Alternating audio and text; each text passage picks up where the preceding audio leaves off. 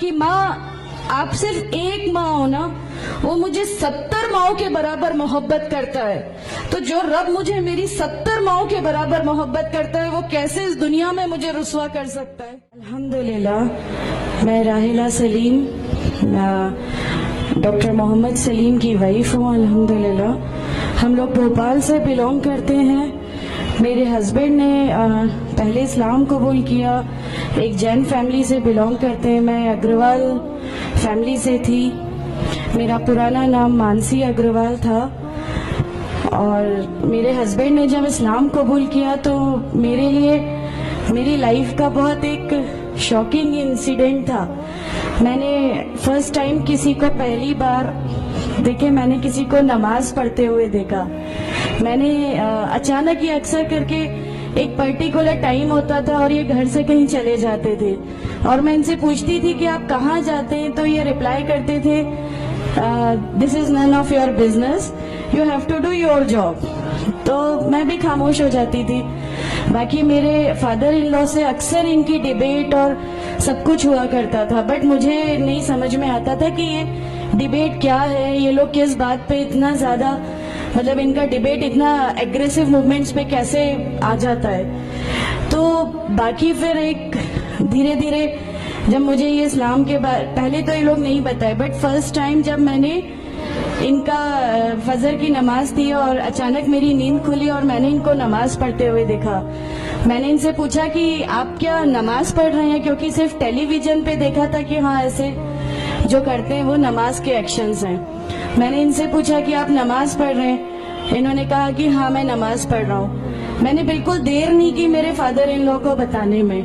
میں روم سے باہر نکل کے اور میں نے سب سے پہلے ان کو بتایا کہ پاپا جی آج ان کو میں نے نماز پڑھتے ہوئے دیکھا. تو انہوں نے مجھ سے کہا کہ ٹھیک ہے خاموش رہو، ابھی کسی سے کہنا نہیں، ہم دیکھیں گے کیا کر سکتے ہیں. اب وہ جو میری لائف کا مومنٹ تھا، وہاں سے میرے کو ایسا لگا کہ یہ کیا ہوا، مطلب یہ کیا کر رہے ہیں، ایسا کیوں کر رہے ہیں، یہ کہیں یہ کسی ایسے ویکتی سے تو نہیں مل گئے جو ان کو ٹیررزم کی طرف لے جا رہا ہے، اور یہ ایسی چیزوں میں تو نہیں انوالو ہو جائیں گے. ایک بہت بڑا ڈر جو میرے اندر تھا وہ، اور on that time I was pregnant, تو میرے کو ایک بہت کھلبلی سی لگی رہتی تھی کہ یہ کیا چل رہا ہے، یہ کیا چل رہا ہے. پھر دھیرے دھیرے کر کے جب میں ان کی بکس وغیرہ جو المیرا میں رکھی رہتی تھیں وہ میں پڑھنے لگی اور ڈھونڈنے لگی. چھپا کے رکھا کرتے تھے، اور مجھے جب بھی کوئی بک ملتی تھی تو پھر میں اس کو پڑھنے لگی. تو مجھے اس میں ایسا کچھ لگتا ضرور تھا کہ پتہ نہیں کچھ ہے، کوئی ڈیفرنٹ چیز ہے، کیونکہ میں نے دیکھا کہ ان کے اخلاق، ان کی سب چیزیں بالکل چینج ہو گئی. جو یہ پہلے تھے اس سے یہ بالکل الگ ہو گئے. تو مجھے ایسا پرسنلی لگتا تھا کہ اس پلیٹ فارم نے ان کو ایسا کیا دیا جو میرے ہسبینڈ کو بالکل چینج کر کے رکھ دیا.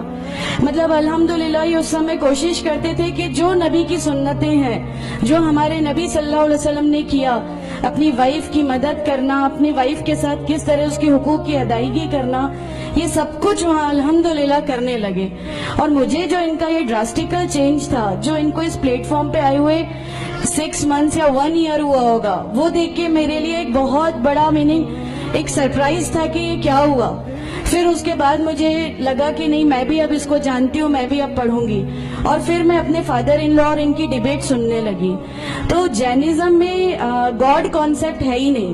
ہر وہ ویکتی جو بہت زیادہ علم حاصل کر لیتا ہے، بہت زیادہ نالج حاصل کر لیتا ہے، تو وہ ایک لمٹ پر آ کر نعوذ باللہ گاڈ کا وہ مقام حاصل کر لیتا ہے، اور لوگ اسی کی پھر پوجا کرنے لگتے ہیں، اسی کی ورشپ کرنے لگتے ہیں. تو میرے دماغ میں اگروال فیملی سے تھی، تو میرے دماغ میں تھا کہ نہیں، ہمارے جو بھگوان ہیں وہ 3-4 ہاتھ والے ہیں، ان کا کیا ایک ہی گاڈ ہے جس کو جا کے آپ کو پوجنا ہے. تو نہیں، میں ان سے تو کچھ نہیں مانگوں گی، 3-4 ہاتھ والے بھگوان ہی ہوتے ہیں، یہ نہیں کچھ وہ ایسا رکھتے. تو وہاں سے ایک تھوڑا سا ڈسٹریکشن میرے کو گاڈ کانسیپٹ کا آیا، اور ایشور ہے جو اس دنیا کو چلا رہا ہے، یہ ہمیشہ میرے ایک ذہن میں رہتا تھا. تو مجھے میرے فادر ان لا کہیں نہ کہیں اس پلیٹ فارم پہ آ کے غلط لگنے لگے کہ نہیں، یہ جو کہہ رہے ہیں وہ صحیح ہے، اور ان کی جو ڈیبیٹ ہے اس کا اینڈ جو ہے وہ یہ صحیح ہے. پھر دھیرے دھیرے کر کے مجھے ان کی چیزوں پہ یقین آنے لگا الحمدللہ. پھر ہمارے ایک فیملی فرینڈ ہے، ان کے یہاں یہ مجھے لے گئے. وہاں پر کسی نے مجھ سے کہا کہ میں بہت بزرگ ہو چکا ہوں، कलीम सिद्दीकी शायद हैं, कलीम सिद्दीकी साहब है, मुझे उनका नाम ध्यान नहीं है अच्छे से, बट उन्होंने मुझसे कहा बेटा मैं बहुत बुजुर्ग हो चुका हूँ, मैं चाहता हूँ तुम कलमा पढ़ लो, मेरी जिंदगी रहे ना रहे, मैं आपसे मिलूं ना मिलूं, तो आप कलमा पढ़ लो। तो अल्हम्दुलिल्लाह मैंने कलमा पढ़ लिया। कलमा पढ़ने के बाद भी जब हम घर लौट रहे थे तो मैंने इनसे कहा कि मैंने सिर्फ अभी कलमा पढ़ा, अभी आप ये मत समझिएगा कि मेरे को सब समझ में आ गया और मैं इस चीज को मान लूंगी। इन्होंने कहा नहीं, तुम्हारी मर्जी, किसी में कोई फोर्स नहीं है। तो अल्हम्दुलिल्लाह अल्लाह ताला का एहसान है, उस कलमे की ताकत थी। और ये हमेशा कहते थे तुम्हें कोई दुआ मांगनी है तो तहज्जुद में मांगा करो, तहज्जुद का जो टाइम होता है वो बहुत कीमती होता है और उसमें अल्लाह ताला सबकी दुआएं कबूल करता है। इन्होंने मुझे एक दुआ सिखाई थी कि तुम एक दुआ मांगो कि या मेरे रब, अगर मेरा हस्बैंड गलत रास्ते पर है तो उसको सही रास्ते पे ले आ, और अगर मैं गलत रास्ते पे हूं तो मुझे सही रास्ता दिखा दे।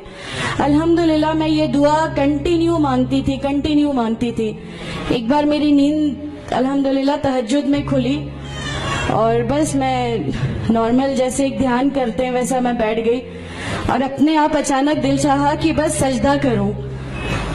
मेरी जिंदगी का वो पहला सजदा था और उस बहुत लंबा सजदा था और उस सजदे में मैंने मेरे रब से क्या क्या मांग लिया मुझे भी नहीं याद है। और उस समय मुझे ऐसा फील हो रहा था जैसे अल्लाह ताला खुद मुझसे बात कर रहा है, अल्लाह मेरे सवालों का जवाब खुद दे रहा है। अल्हम्दुलिल्लाह बस उसके बाद तो ऐसा लगा कि नहीं, इस्लाम हक है और इस्लाम पे ही चलना है। उसके बाद फिर बहुत सारी परेशानियां लाइफ में आई, सब कुछ आया, बट अल्हम्दुलिल्लाह अल्लाह का एहसान है कि अल्लाह ताला ने हर परेशानी, हर चीज को ऐसे ले लिया कि हम लोगों को कभी एहसास ही नहीं होने दिया कि ये कोई परेशानी थी। ऐसा लगा कि अल्लाह की पूरी राह में हम लोगों को रिवार्ड ही मिलना है इस चीज का और अल्लाह हमें इसका रिवार्ड ही देता चला जाएगा। अल्हम्दुलिल्लाह बस उस समय से शुरुआत हुई थी दीन इस्लाम की। अल्हम्दुलिल्लाह आगे चल के परेशानियां, तकलीफें हर रिवर्ट की जिंदगी में आती हैं, लेकिन मैं हर रिवर्ट बहन से ये कहना चाहती हूँ कि अल्लाह की खातिर आप लोग इस दीन में आए हैं, किसी और चीज के लिए नहीं आए। तो अल्लाह ही की खातिर इन परेशानियों को भी झेलिए, अल्लाह ही की खातिर झेलिए। अल्लाह ताला अगर आप लोगों से, माशाअल्लाह मैं जब घर से निकली, जब हमारे फादर इन लॉ ने हमें घर से निकाला, मेरे बच्चे की, छोटा बच्चा था, छोटे वाले की सिर्फ एक दूध की बोतल थी, इसके अलावा कुछ भी नहीं था। मैं जॉब करती थी, मैंने अपने छोटे बेटे को माँ के यहाँ छोड़ के जाया करती थी। मेरे मम्मी पापा बहुत ज्यादा मतलब हम लोगों से डिटैच नहीं हुए थे, एक मोहब्बत थी उनको हमसे, तो उस मोहब्बत के कारण मतलब उन लोगों ने कभी हमारा उस लेवल तक अपोज नहीं किया जो इन लॉज की तरफ से आया। तो जब मैं मेरे मायके गई और मैंने अपने बच्चे को लिया और मैंने कहा कि माँ हमने वो घर छोड़ दिया, हमें उस घर से उन लोग निकाले, ऐसा करके माँ है बहुत रोई, तुम लोग क्यों ऐसा कर रहे हो, क्या करोगे, कैसे रहोगे, दोनों छोटे बच्चे हैं, क्या होगा। मैंने कहा कि माँ आप सिर्फ एक माँ हो ना, वो मुझे 70 माँओं के बराबर मोहब्बत करता है, तो जो रब मुझे मेरी 70 माँओं के बराबर मोहब्बत करता है वो कैसे इस दुनिया में मुझे रुसवा कर सकता है।